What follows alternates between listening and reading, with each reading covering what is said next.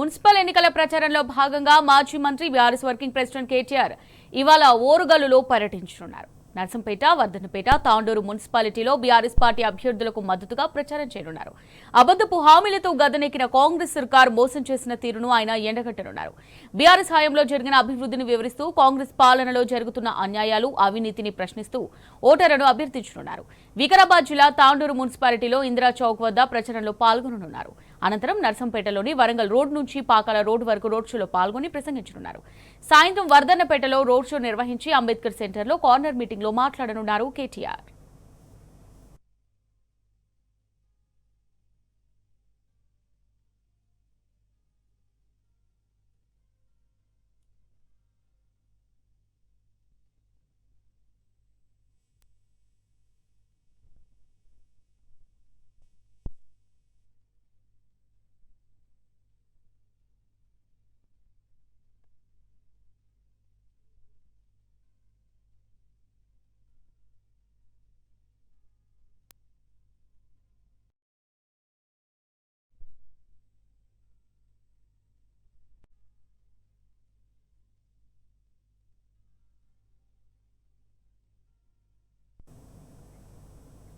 ఇక మున్సిపల్ ఎన్నికల ప్రచారంలో భాగంగా మాజీ మంత్రి బీఆర్ఎస్ వర్కింగ్ ప్రెసిడెంట్ కేటీఆర్ ఇవాళ ఓరుగల్లులో పర్యటించనున్నారు.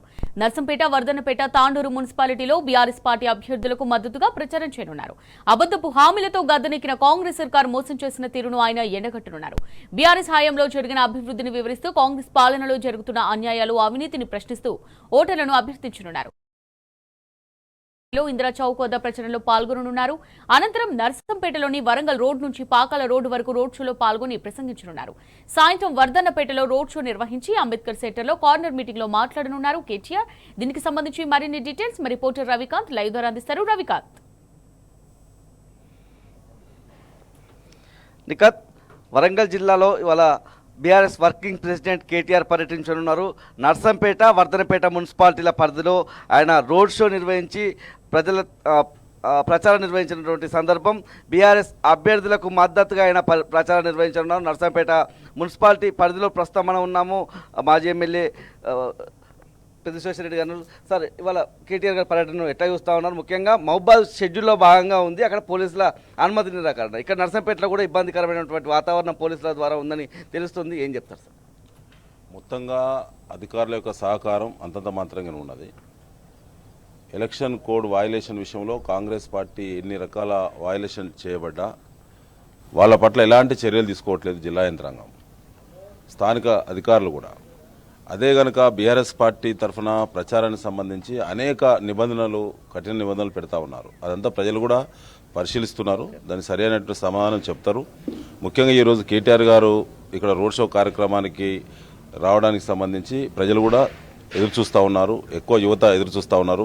కేటీఆర్ గారి ప్రసంగం వినాలని, రోడ్ షోలో భాగస్వాములు కావాలని వేలాదిగా నర్సంపేట ప్రధాన రహదారిపై వేలాదిగా ప్రజలు అందరూ కూడా కొద్ది గంటల్లోనే అందరూ కూడా మరి అక్కడ రావడం జరుగుతుంది. కేటీఆర్ గారు ఏ సమయానికి వచ్చే అవకాశం ఉంది? పూర్తి స్థాయిలో రోడ్ షోలో భాగంగా అంటే ముఖ్యంగా ఇప్పటికే నర్సంపేట అభివృద్ధి గురించి కూడా చర్చకు జరుగుతూ ఉన్నటువంటి సందర్భంలో నర్సంపేట మున్సిపాలిటీగా మారినప్పటి నుంచి బీఆర్ఎస్ హయాంలో జరిగిన ఈ పనుల మీద కేటీఆర్ గారు స్పీచ్ ఎలా ఉండబోతుంది, మీరేం చెప్తారు?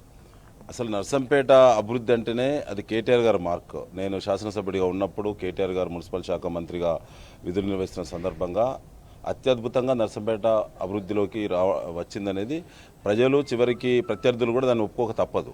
ఒకవేళ విష ప్రచారానికి దిగజాడు రాజకీయాలు కాంగ్రెస్ పార్టీ చేస్తుంది కాబట్టి వాళ్ళు ఆ క్రెడిట్ మా ఖాతాలో రాకుండా అడ్డుకునే ప్రయత్నం చేస్తారు. కానీ అది ప్రజలు అనుభవించారు, ఆ ఫలితాలు. దానికి సంబంధించి కూడా అన్ని వివరాలు కూడా కేటీఆర్ గారు ఏమేమి చేసినాం నర్సంపేట అభివృద్ధి విషయంలో అని చెప్పి స్పష్టంగా వారు మాట్లాడతారు. ముఖ్యంగా నర్సంపేట ప్రాంతమే కావచ్చు, నర్సంపేట మున్సిపాలిటీ కావచ్చు, ఉమ్మడి వరంగల్ జిల్లాలో ఎక్కడికక్కడ ఒక కిడ్నాపింగ్ లాంటి రాజకీయాలు, బెదిరింపులకు సంబంధించిన రాజకీయాలు, ఫుల్ స్టాప్ పెట్టడానికి సంబంధించి ప్రజా తీర్పే తప్ప దానికి చట్టం, న్యాయ వ్యవస్థ అందరూ కూడా ఏకపక్షంగానే కాంగ్రెస్ పార్టీకి మద్దతుగా ఉన్నారు. ముఖ్యంగా జిల్లా యంత్రాంగానికి,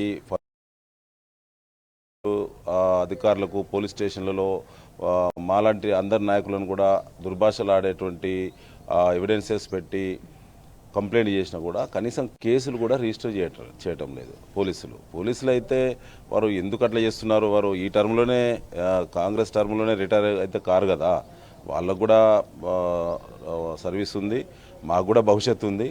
దానికి సరైన సమాధానం సమయం వచ్చినప్పుడు ఎవరెవరైతే ఎట్లా ప్రవర్తిస్తున్నారో తప్పక సమయం వచ్చినప్పుడు సమాధానం అనేది తప్పకుండా ఉంటుంది. గ్రామ పంచాయతీ ఎన్నికల్లో గుర్తులేని ఎన్నికల సందర్భంగానే నర్సంపేట ప్రాంతానికి సంబంధించి నర్సంపేట నియోజకవర్గంలో ఉన్న 170 పైచిల్కు గ్రామాలకు సంబంధించి అద్భుతమైనటువంటి ఫలితాలు వచ్చినటువంటి పరిస్థితి.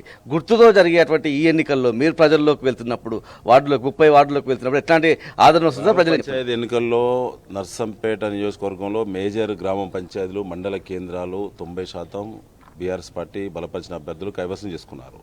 ముఖ్యమంత్రి స్వయంగా నర్సంపేటకు వచ్చి గ్రామ పంచాయతీ ఎన్నికల్లో వాళ్ళ పార్టీ అభ్యర్థులను గెలిపించాలని ప్రచారం నిర్వహించినప్పటికీ సరైన దెబ్బ కాంగ్రెస్ తగిలింది కాబట్టి నర్సంపేటపై ఫోకస్ చేశారు.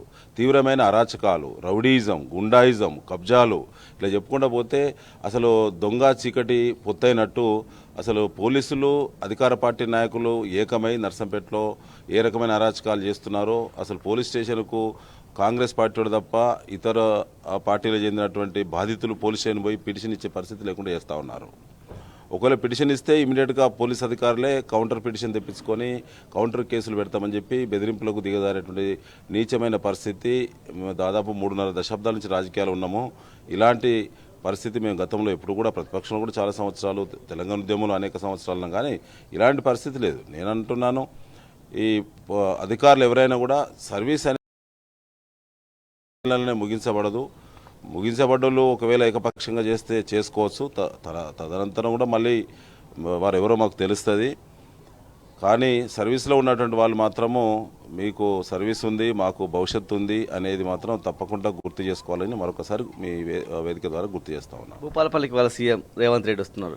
ఇటీవల పర్యటించేటువంటి పర్యటనలో మళ్ళీ అలాంటి భాషే వాడుతున్నారు. సీఎం రేవంత్ రెడ్డి భాష గురించి ఏం చెప్తారు? కేసీఆర్ జాతిపిత అనే అంశం మీద కూడా చర్చ జరుగుతుంది, ఏం చెప్తారు సార్? బరాబరి కేసీఆర్ గారే తెలంగాణ జాతిపిత. అసలు కేసీఆర్ గారు బయటికి రానప్పుడు తెలంగాణ పదం ఉచ్చరించడానికి ధైర్యం లేనటువంటి వాళ్ళందరూ కూడా కేసీఆర్ గారు బయటకు వచ్చినాక కేసీఆర్ గారితో ర్యాలీ అయినటువంటి వాళ్ళే కదా. వాళ్ళ పేర్లు ఏందో కూడా బయట తెలియనటువంటి వాళ్ళందరూ కూడా కేసీఆర్ గారితో ర్యాలీ అయినటువంటి వాళ్ళే కాబట్టి కేసీఆర్ గారే జాతిపిత. వారు ప్రాణాలను అడ్డం పెట్టి సర్వస్వం రాజకీయ జీవితాన్ని ఫనంగా పెట్టి, వ్యక్తిగత జీవితాన్ని ఫనంగా పెట్టి అన్నిటికీ తెగించి పోరాడిన మహానాయకుడు కేసీఆర్ గారు. కేసీఆర్ గారిని ఎవరనంటే 16 వక్కలు చేస్తాం. ఇప్పటికీ ఓపిక పడుతున్నాము. అధికారం వచ్చింది కదా, కొద్ది రోజులు చూడాలని చెప్పి మా నాయకుడు మాకు నేర్పిండు. కాబట్టి ఆవేశాల వైపు పోవటం లేదు. ఇవాళ రేవంత్ రెడ్డి గారు భూపాలపల్లికి వచ్చినా చిల్లర మాటలే మాట్లాడతాడు. ఎరికుక్క కదా గరిచినట్టే ఉంటుంది తప్ప ఏముండదు. ఖచ్చితంగా రేవంత్ రెడ్డి ముఖ్యమంత్రి స్థానంలో కూర్చున్నప్పుడు కొద్దిగా వారు గౌరవప్రదంగా ఉంటే బాగుండేది. కానీ అతని పుట్టి పెరిగినటువంటి చరిత్ర, రాజకీయ చరిత్ర అంతా ఒకే తీరులో ఉంది. అది ప్రజలే అర్థం చేసుకోవాలి. కాబట్టి ఆయన గొప్పగా మార్పు వస్తుందని చెప్పి ఆశించడం కూడా తప్పు. కాబట్టి ఆయన ముఖ్యమంత్రి స్థానంలో కూర్చున్నబెట్టిన కాంగ్రెస్ కూడా ఆత్మ విమర్శ చేసుకోవాలి. నేను అనుకుంటున్నాను ఖచ్చితంగా కొద్ది రోజుల్లో తెలంగాణ రాష్ట్రంలో కాంగ్రెస్ పార్టీ 2 ముక్కలుగా చీలిపోతుంది. అది గతంలో కాంగ్రెస్ కోసం నిలబెట్టిన ఆపదలో కాంగ్రెస్ ఉన్నప్పుడు నిలబెట్టిన కాంగ్రెస్ ఒక వర్గంగా అవుతుంది. ఈయన ద్వారా వచ్చినటువంటి కాంగ్రెస్ మరో వర్గంగా అవుతుంది. చివరిదాకా రేవంత్ రెడ్డి గారు ఉండడా అనేటువంటిది కూడా కాంగ్రెస్ పార్టీలో, వాళ్ళ పార్టీలో కూడా అంతర్గత చర్చ జరుగుతున్నది. అది ఎప్పుడో ఒకసారి కుండ పగిలినట్టు కాంగ్రెస్ 2 ముక్కలు అవ్వడం తెలంగాణ ప్రజలు చూస్తారు.